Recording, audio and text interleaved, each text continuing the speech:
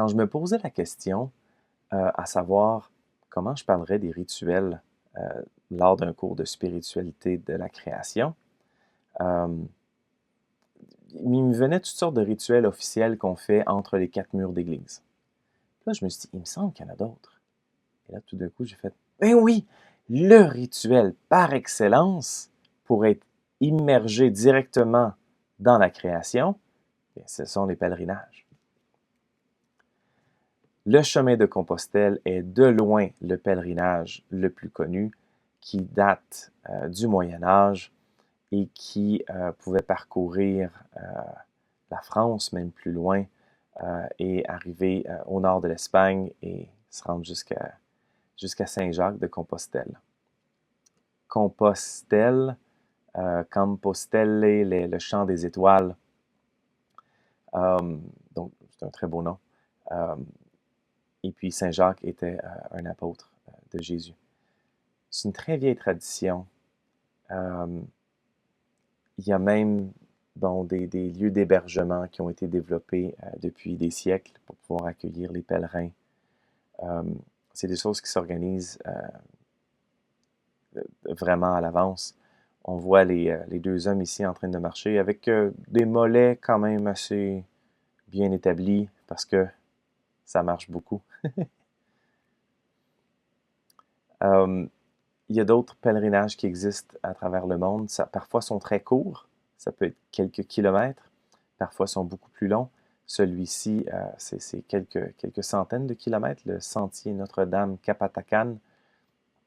Capatacan qui est un nom des langues algonquines qui veut dire le chemin. Ça longe la rivière Saguenay et ça va vers l'ermitage Saint-Antoine du lac Bouchette. Dans ces deux pèlerinages qui sont longs, il y a notamment cette expression qui ressort, c'est pas moi qui fais le chemin, c'est le chemin qui me fait. Ah bon? Donc, la topographie, les éléments naturels, le temps qu'il va faire, fait froid, fait chaud, c'est ensoleillé, il pleut, il vente, les rencontres qui vont être faites avec d'autres créatures et avec d'autres humains, tout ça devient un langage que le pèlerin peut lire. Donc oui, il y a une destination, il y a un sanctuaire vers lequel on marche, sauf que c'est beaucoup plus le chemin lui-même qui forme la vie de foi de la personne. Les pèlerinages, c'est quoi? C'est de se déplacer pour mieux aller à la rencontre de Dieu.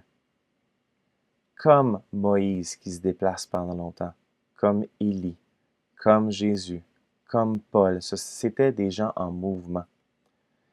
Lorsqu'on est nomade, on est plus léger. On ne peut pas transporter plein de choses. Là. On transporte l'essentiel. Et on est ouvert à la providence aussi. D'autres choses qui peuvent être offertes à nous sur le chemin. C'est une simplicité volontaire. C'est une forme de pauvreté volontaire. Et c'est d'être en mouvement pour chercher Dieu. Le pèlerin, il est en contemplation constante.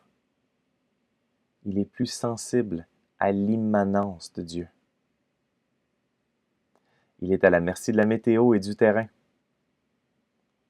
Il est donc plus sensible à la providence de Dieu. Puis il est donc loin des rituels bien prescrits entre quatre murs d'église.